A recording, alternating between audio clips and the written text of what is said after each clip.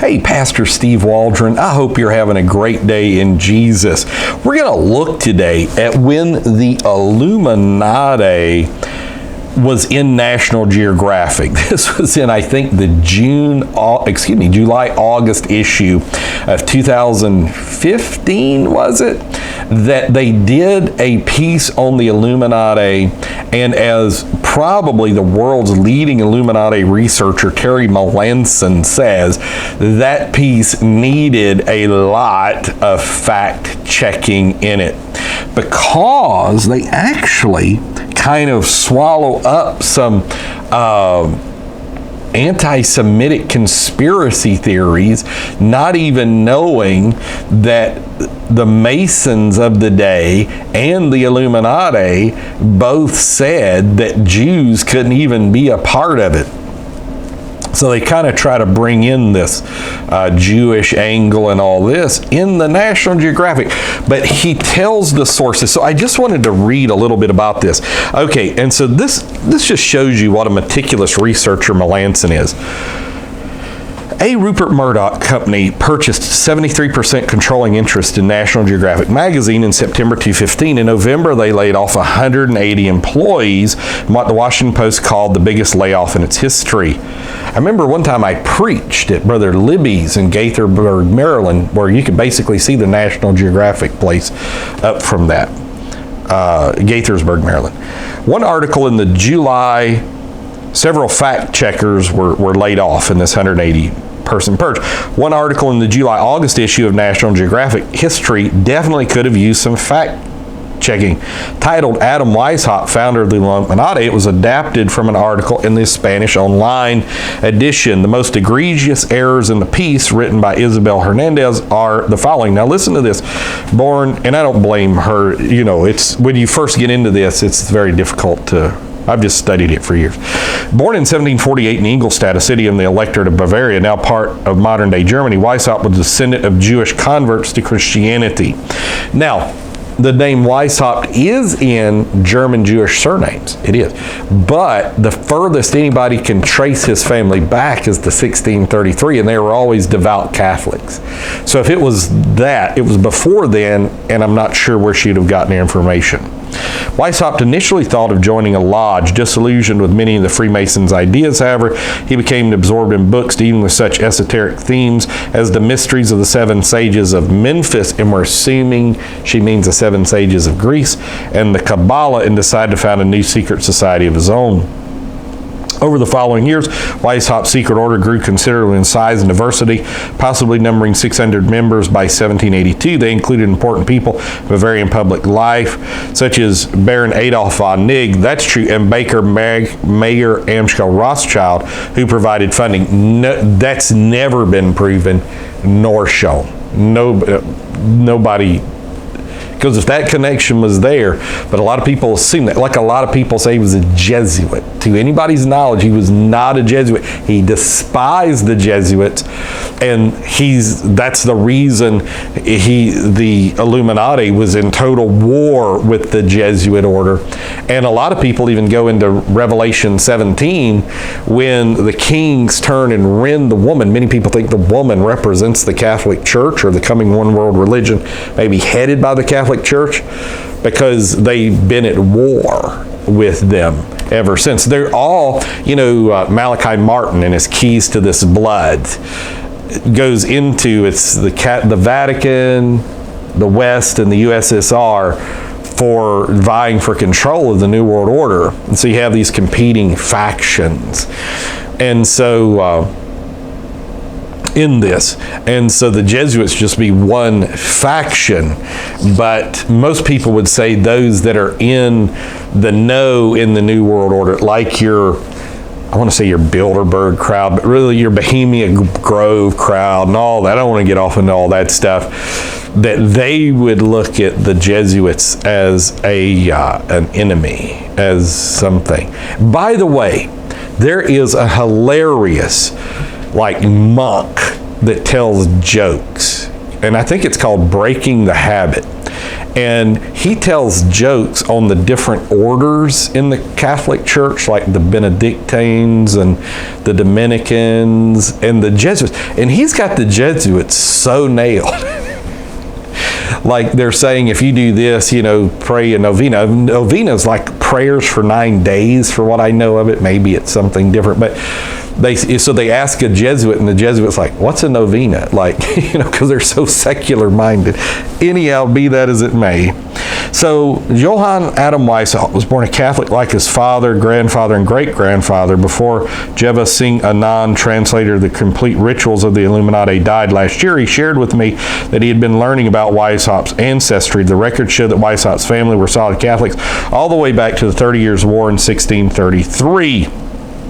In 1633 with his great-grandfather Wessel, who was a choir master in the Catholic Church. The first Weishaupt found in 1528 in Brilon was spelled Withowit, a Low German form of the name. However, it wasn't related to the Weishaupt family.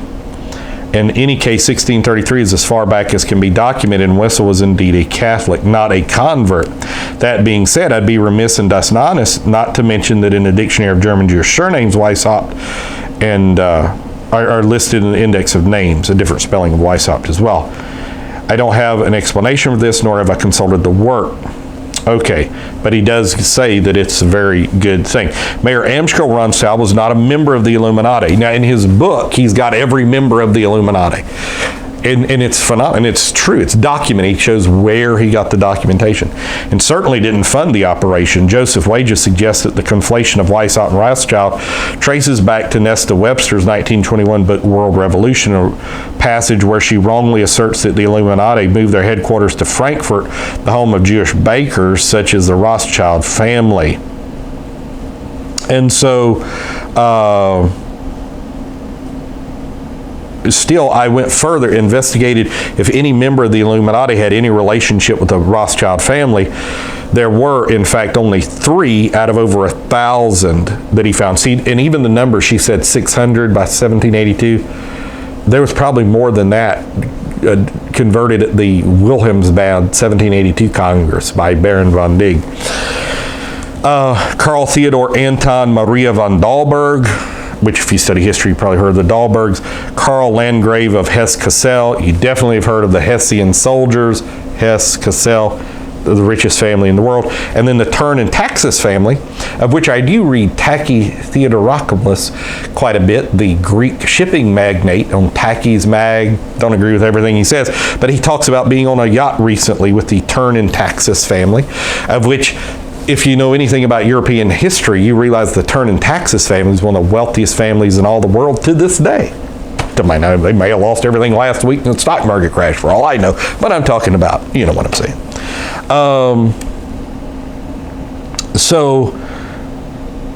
And it goes into Dahlberg and Rothschild and all this. The Hesse-Kassel family had extensive dealing with the Rothschilds, and they were the money, and that's where the Rothschilds got a bunch of their money from. But he goes into the segues there and the nuances there. And then the Turn Taxis family, they were the postmasters of Central Europe. Okay. I agree with Joseph Wage. Taken together, Weishaupt's Jewish blood, consulting the Kabbalah, Rothschild being a member, and having found the order, the author unwittingly utilizes and represents as fact anti-Semitic propaganda. Unwittingly, we're not accusing her of being anti-Semitic at all. Okay. And the only person she quotes is Serge Hutton to justify this, a French author who writes on ancient aliens, Atlantis, UFOs, and all types of esoterica. Okay, Weishaupt in his early years, by his own admission, had indeed consulted the Kabbalah, also dabbling in alchemical transmutation and spirit invocation. I find that interesting. He said that he was crazy for doing so, that the passage from credulity and bigotry to disbelief is very easy, and it took him 1,000 follies and aberrations. I'm reminded of why they're doing the psychedelics now, like psilocybin and all this, because like Aldous Huxley that's how he wanted to die, was on a trip, so he wouldn't be scared of death being an atheist. So the atheists want to be able to slip off into never land and not be scared. Now, Juri Lena's Under the Sign of the Scorpion, Rise and Fall of the Soviet Empire. You'll find the alleged Rothschild Illuminati entanglement, reference to Weishaupt's Jewish heritage, Kabbalistic preoccupation being initiated, and the secrets of Osiris Magus by a mysterious Danish Kabbalist Jew named Kolmer. And then he goes into the Kolmer legend in Augustin Bariel's work. Okay, but then he goes on to different other kind of errors and misrepresentations in this. So the National Geographic history article goes on to make more mistakes, such as twice calling Weishaupt's godfather his uncle, that the Elector Karl Theodor's widowed sister-in-law was actually his wife, the Grand Duchess of Bavaria, that Weishaupt, who had never been employed again as a teacher after leaving Ingolstadt, had taught philosophy at the University of Göttingen during his exile in Gotha. And also it uses hyperbole, such as in the night of May 1st, 1776, the first Illuminati met to found the order in a forest near Ingolstadt, bathed in torchlight. There were 5 men, no torches, no forest, no indication it was nighttime in any account. There were 4 besides Weishaupt, most likely May 1st, 1776, Ingolstadt. And it goes on saying that the degree system is also misrepresented. Customers who consume anti-Semitic conspiracy theories are probably not the ones you want. The old customers who have fond memories of the magazine have nothing but respect for its history, object to new expand canvas. So anyhow, I just thought it was fascinating that when the National Geographic tries to go into the historical views of the Illuminati, they kind of bring in some inaccurate misrepresentations. Now, the reason I say all this is when you're dealing in Christian realms, when you're dealing in prophecy, when you begin to study biblical prophecy, you quickly run into Revelation 13, Mark of the Beast, New World Order, and everything. And then people get into all kinds of conspiracy theories, of which there have been many conspiracies throughout history and secret societies even to this day, no doubt about it. But Satan's the father of lies. And so we just have to be meticulous and deal 100% fact-based on everything we do, because if you just get into speculation, breaking one of the 10 commandments, thou shalt not bear false witness, is bearing false witness, and Satan will get in and begin to corrupt, and a lie will go around the world before the truth can get its boots on, according to Mark Twain. Some people say Mark Twain actually did not originate that, it was somebody else. Be that as it may. So this is when so we're the pillar and ground of the truth, the church is. We just want to love truth with all of our heart. So I do videos like this because, first of all, you'd be shocked at how many of your 16-year-olds know who the Illuminati is, and their little pop stars are doing all kinds of little signs, and the Vigilant Citizen showing all this stuff, and, you know, beta kitten programming from MK Ultra, and on and so forth. So we just have to deal in facts in regard to whether it is, you know, monarch programming, regardless of what it is, whether it is, what is it, the project, not Butterfly, some project to control the media, the CIA concocted in the 1960s, you know, Bernstein wrote about in that famous Rolling Stone article, Carl Bernstein, Woodward and Bernstein, the Watergate guys, and you broke that story. Be that as it may, Project Mockingbird is what I'm trying, and that'll probably get flagged on here. It's a long story. But anyhow, we just have to deal in truth, because there is certainly enough error out there. And I remember one former Reagan administration official said that one of the CIA directors said whenever they do something or word gets out of something they didn't want, they immediately put out 6 other alternate theories, so then people will fight over the theories and not get to the facts of the matter. So, love you. Just live by this book. That's the real big thing. That's the key. God bless. Talk with you later in Jesus' name.